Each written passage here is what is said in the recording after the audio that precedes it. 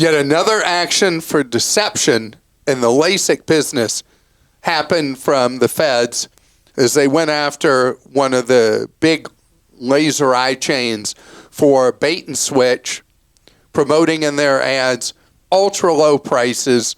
They were even running ads saying you get LASIK for $250 an eye.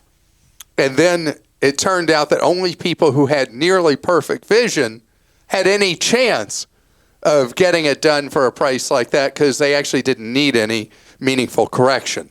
And then people would go in and they say, oh, well, you don't qualify for that. And then the price jumped to about $2,200 an eye. And this has been an industry that has had a bait and switch problem for since it really kicked off. So there are a few things here. One, if you want to get LASIK, my wife had LASIK, Krista of our crew had LASIK, my sister-in-law had LASIK, my other sister-in-law had LASIK. I mean, this is something that people who've had it are just so ecstatic if they've spent their lives wearing contacts or glasses. My wife was so blind before she got LASIK, not literally blind expression, that she couldn't see more than like her hand right in front of her face until she put on glasses or popped in her contacts.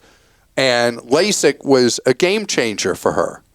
But LASIK involves a couple of things. One, the cost, and second, the quality. Third, the follow-up care. All these things really matter.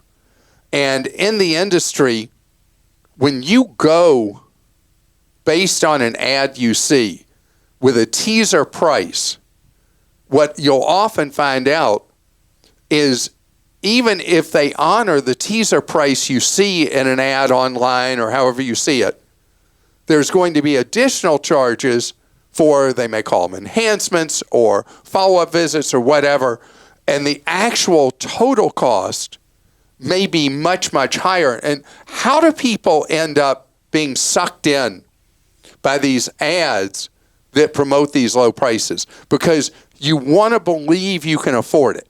You want to believe that. And so the buyer behavior is, a lot of times we really don't want to know what's behind the curtain. What are those other costs that we would face? And so they're able to lure us in, get us to buy, and then only later do we have the regret in the wallet when we find out how much extra it's going to be. But we're talking about a medical procedure here. And that's why I think it's really important for you to get professional opinions and multiple opinions on whether you are appropriate for LASIK, and going to a practice that an ophthalmologist who does not do it and being evaluated by an ophthalmologist who has no financial gain potentially there to do an eval for you if LASIK is appropriate for you is important. Also, someone who is a practicing ophthalmologist will have a good feel, not a perfect feel, but a good feel for where would be good places for you to go for referral to have LASIK done.